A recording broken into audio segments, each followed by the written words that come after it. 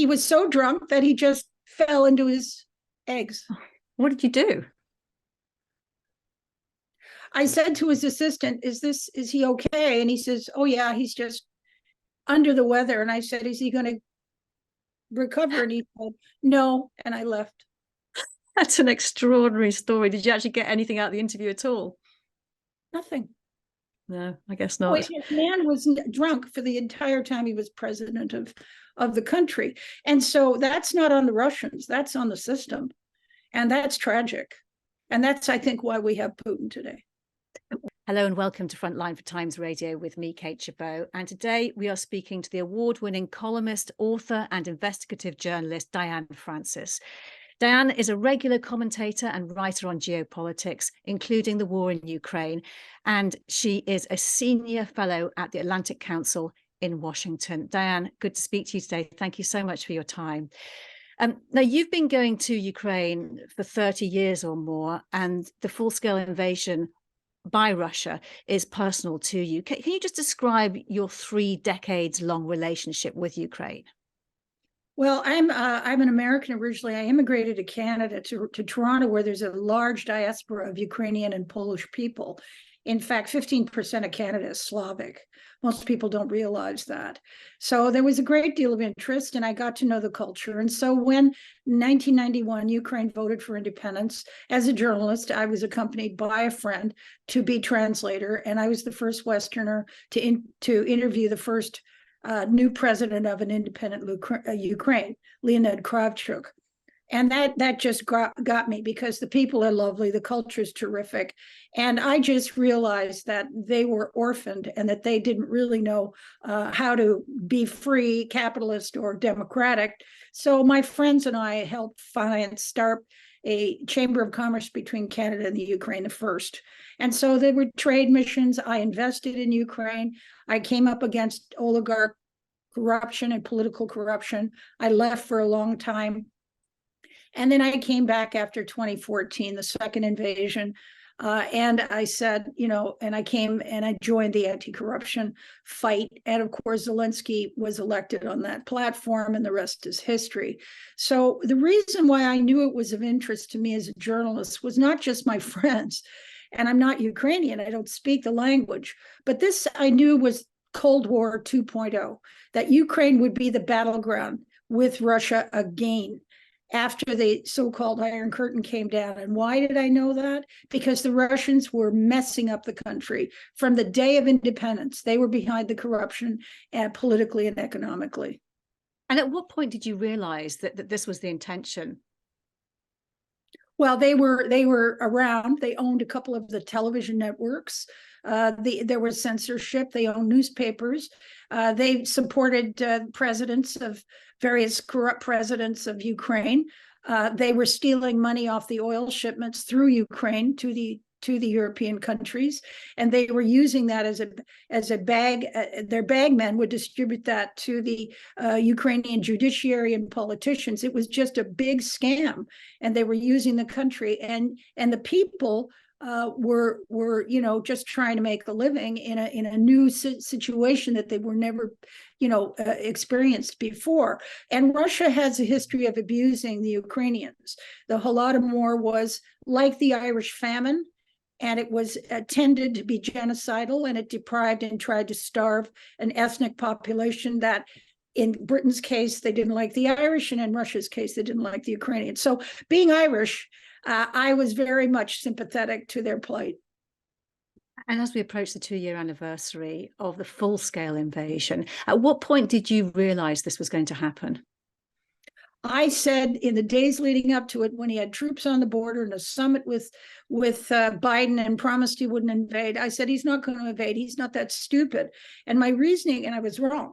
And my reasoning was, first of all, he had 150,000 troops. That's not enough. Right now, he's got 800,000, and he's not even moving the front line. You only had 150,000. They made small incursions, were pushed back in most cases as the Ukrainian army got bigger. But my reasoning was that if he just kept the troops on the border, he could disrupt and make Zelensky's life impossible. He could, spread fear, ruin their economic outlook, and so on. And there were two factors as to why, looking back on it, he did invade. Zelensky's election was a big rebuke. It was anti-corruption, and he was, as people don't realize, they called him a comedian. He was the biggest movie star in the Russian-speaking world. And so he was this is like having George Clooney become head of a country. And this was a problem for Russia because of the comparisons that would be made. He was a very popular figure. Secondly, the minimum wage in Ukraine had surpassed the Russian minimum wage by the time Zelensky was elected. And it was starting to turn toward Europe. And that's when he made the decision. And I think it was fatal. And I think it's going to, end up dismantling Russia. I hope so. Well, do you think that President Putin acted out of fear? Fear and some kind of historical revisionism that somehow, and a genocidal impulse. How dare the Ukrainians think they're separate? They're Russians, they're uppity, and they're going to pay the price. And of course, Ukraine also, and this is what I've learned over the years, I got involved in the tech industry in Silicon Valley, but also in Ukraine, that it is a country that is superb in technology, science, and engineering, because Ukraine, not Russia, was the Silicon Valley of the Soviet Union. The space program was there. Gagarin was put into space by Ukrainians. Their rocketry, their weapons, their scientific research was done in Ukraine. He did not want to lose that. You know Zelensky, President Zelensky, don't you? How well do you know him? I don't know him that well. I've met him, but I've covered him, and I know people around him and in his inner circle. This is the man. You see what he is. He's very. This is who he is. He is genuine. He is courageous. He is a brilliant communicator on a level with Winston Churchill. And part of the reason for that is when he got elected, he left a very valuable media empire. He was a millionaire many times over, self-made. He's a lawyer, by the way. And he left that with his writing room. And he took his writing room, who helped him write all his TV series, comedies, and movies. And his wife was also in that writing room with him to the president's office. So their ability to communicate and raise money for the cause has been superb, because he has a whole writing room of people who know how to communicate, and he delivers it beautifully. By contrast, when you look at President Putin, you describe Russia as a rogue state run by a maniac. Did you always hold that view, even when the West was entertaining closer diplomatic relationships with Russia, and even when President Putin was the first person to pick up the phone and call George W. Bush after 9/11? Well, I think that I grew up in the United States. We would be, once in a while, we'd have a air raid drill in our schools and have to get underneath our desk because the Russians were going to bomb us. That was the enemy. That was the other guy. And, they were tyrannical. They were abusive. They had gulags. It was awful. So I grew up with that. And then when the Cold War it ended, supposedly, the Iron Curtain lifted, the only reason Russia didn't take over Czech Republic when they rebelled, or Hungary at that point, was because they were bankrupt. The communist system doesn't create wealth, and they had no money, and they had Afghanistan and all kinds of other problems. So I sort of parked my opinion about them. But then I went to Russia after my first trip in 92 was to Ukraine to visit the first president. And then I toured around Russia for 8 weeks with a photographer. We went all over, and I said, this is a sick culture. There is something very wrong with this culture. And Yeltsin, who I interviewed him for breakfast one day in Moscow. It was arranged by a sort of a sleazy Canadian businessman who probably had bought him. And he said, breakfast, lunch, or dinner? I said, breakfast. He said, breakfast, lunch, or dinner? I said, you pick. He said, breakfast, because he won't be as drunk. I knew you were going to say that. I had an interview with him, and he did a face plant in the interview. It was shocking. So the place was run by a drunk, and the KGB took over. That's all. Wow. And then once the KGB took over, it was very apparent that this was the bad old days again. This was Stalin. You say you did a face plant. What happened? He was so drunk that he just fell into his eggs. What did you do? I said to his assistant, is he okay? And he says, oh yeah, he's just under the weather. And I said, is he going to recover? And he said, no. And I left. That's an extraordinary story. Did you actually get anything out of the interview at all? Nothing. No, I guess not. The man was drunk for the entire time he was president of the country. And so that's not on the Russians, that's on the system. And that's tragic. And that's, I think, why we have Putin today. Many analysts consider this as a defining moment in history where liberal democracies and their values are being challenged by a growing number of autocratic states. To what extent do you think that the war in Ukraine and the way it eventually ends is a deciding factor? Well, I don't break down the world as autocrat versus democrat. Some democracies aren't very democratic and don't behave very nicely, whether it's bombing Gaza or whether it's the way the Indians treat the Muslims inside India. I just don't think democracy per se is a wonderful thing unless it's executed properly. How I divide the world is that I think what we have, to use a metaphor, we have Putin, and I regard him as the primary cancer worldwide. He is conducting operations, hybrid operations all over the world. And Ukraine is just his biggest. And Ukraine is part of his destiny, he thinks, to not only conquer Ukraine, but the Baltics and to recapture the Soviet Union and control Europe. He also is lighting fires all over Africa. He also, in the Middle East, is helping Iran and the terrorists. And in fact, I published this. I don't think it's strictly a coincidence, but on October 7th, when Hamas attacked the Israelis at their border, that was Putin's birthday. And 5 days later, Hamas leaders were flown to Moscow to be congratulated. This is not just random stuff. He's also meddling in Venezuela and wherever else he can. He's trouble. And he sees this as, this is what he does. He's a very dangerous individual. What do you think the correct US approach should be towards him when you paint him in that light?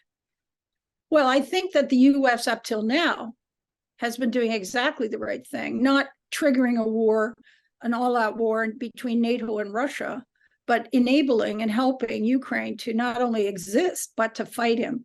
And I think that has to continue. And in that stead, because there's problems in that democracy in the United States too, with shenanigans going on, the Europeans are now stepping up because they have to, because you know what? They're next. And I think Britain has played an important role in pushing and goading them. I think Orban, who is a Putin plant, is now contained. Yesterday, he was removed from being able to block the money, and Germany knows what has to happen. Germany's now considering conscription. It's actually putting soldiers outside its borders. They're scared, and Europe should be. And so that's who should really be fighting. So, Diane, the EU has finally succeeded then in unlocking this $54 billion aid package for Ukraine after these repeated threats that you talked about by Hungary to veto it. It's a crucial moment, isn't it? Does the EU... It's a crucial moment, but they also need the $50 billion from the United States too. And let's hope that happens.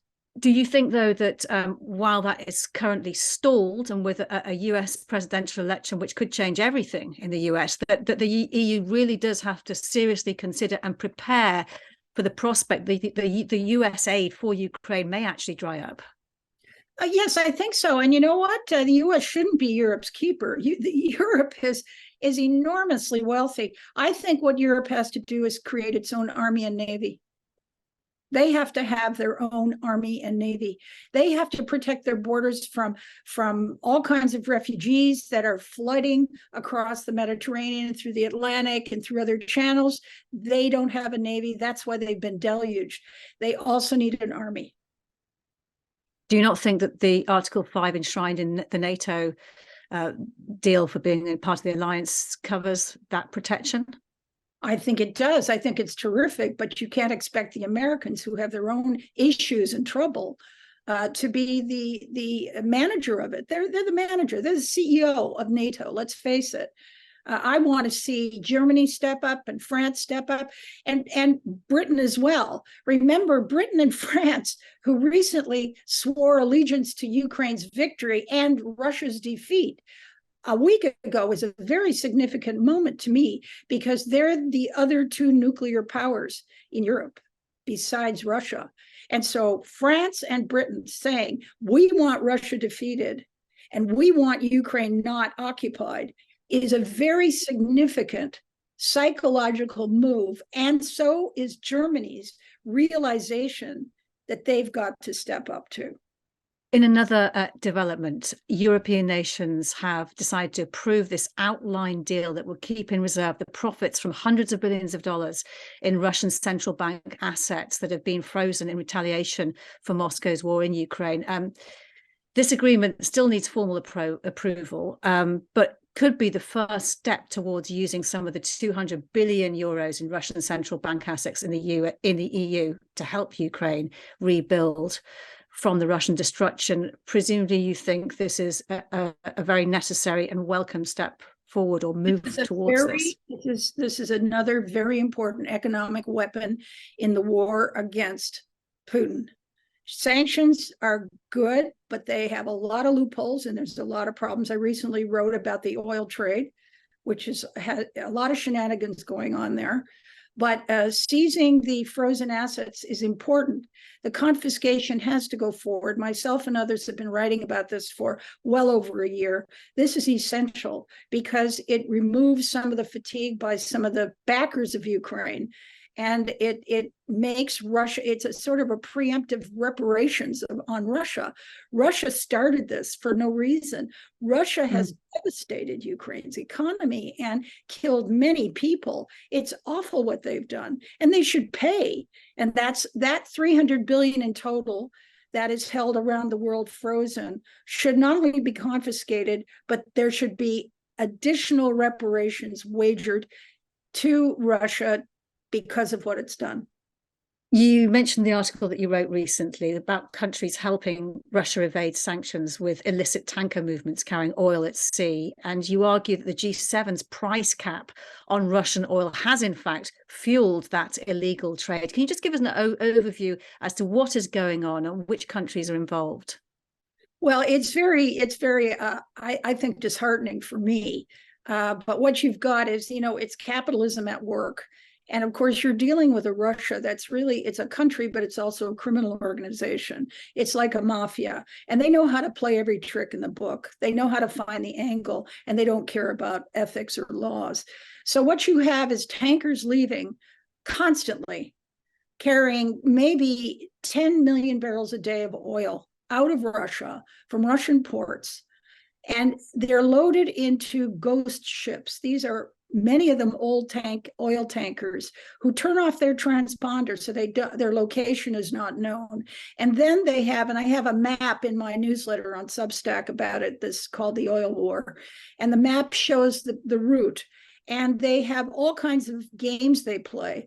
For instance, they may take the oil as far as Spain, where there's a hub, and they can switch it to another boat. That removes the trail of ownership and responsibility for this contraband. They also sell tons of oil to China, 5 million barrels a day. China is supporting the war single-handedly. India also, they remain neutral, but they're not neutral. India and China are supporting the war. They're both collectively buying about 7 million barrels a day. That's enormous. That's 600 billion in a year. What India does is even worse. India is buying oil it doesn't need because the price cap has kind of brought the price down. So they're taking advantage of that. They're refining it into gasoline and home heating fuel oil and shipping it back, selling it to Europeans for a profit, getting around the European ban against Russian oil. In other words, they're and not then there's Saudi Arabia and the United Arab Emirates, who are buying discounted Russian oil, putting it in their ships, marking it up and selling it. So, the capitalist system is rotten, and the governments aren't doing anything about this. The United Nations has jurisdiction over the sea. There should be inspections. A lot of these ships are unsafe, and they're run by bad guys in contravention of sanctions and bans and boycotts. Iran is getting their oil out the same way. As somebody who is an activist against corruption, I can hear just by the tone of the voice, this makes your blood boil. Yeah, this is what I've done for 50 years as a journalist. Look for trouble and find it.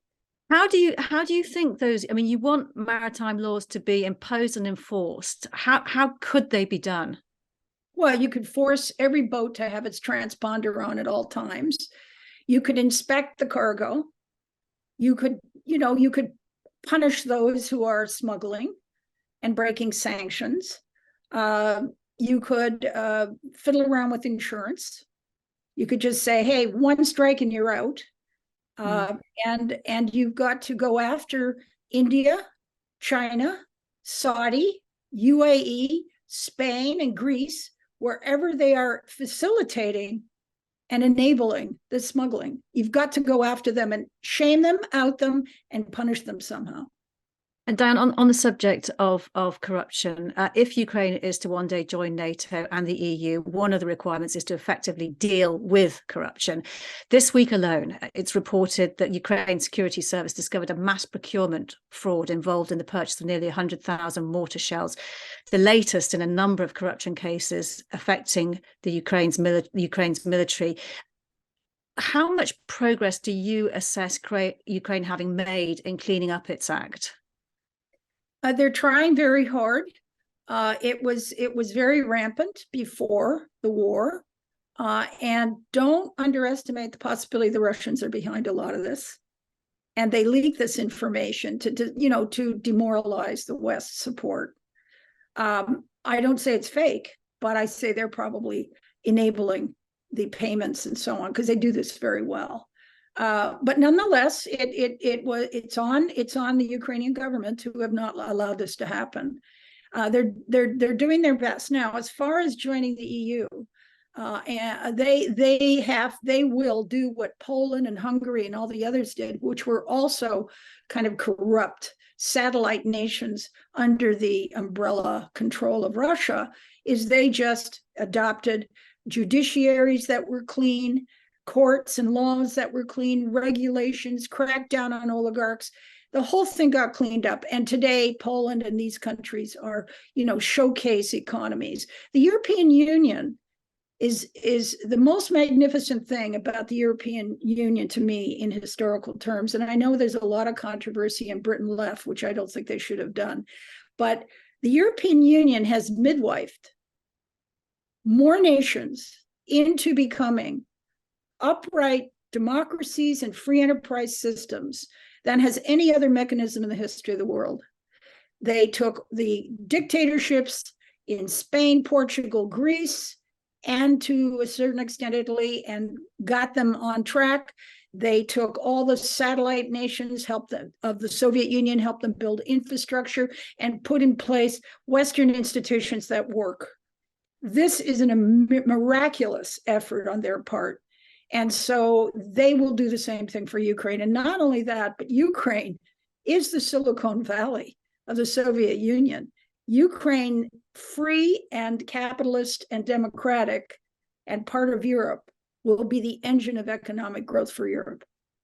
And Diane, just to drill down into a big story at the moment, which is the supposed sacking of Ukraine's top military commander, General Zaluzhny, who failed to stand down and, as reports go, was reinstated when he refused to be sacked. What do your sources tell you, if you have been able to talk to any about what is going on, and seems to be rather extraordinary move by President Zelensky in the middle of a war? Well, he can't have quarreling, and it's got to end or it's got to be sorted. Doesn't sound like it can be sorted. It's possible that the general has, overarching ambition to undermine Zelensky, because there eventually will be elections. and maybe he wants to be president. Whatever it is, there's a lot of bickering. There has been from the beginning. The Klitschko, the mayor of Kyiv, has been a thorn in Zelensky's back because he doesn't think anything he's ever done is right. So this is democracy as it usually is, and during a war, it's not helpful. And it also comes across as almost traitorous during a war. So I'm not saying Zelensky's a saint. I'm not saying he's done everything that's right.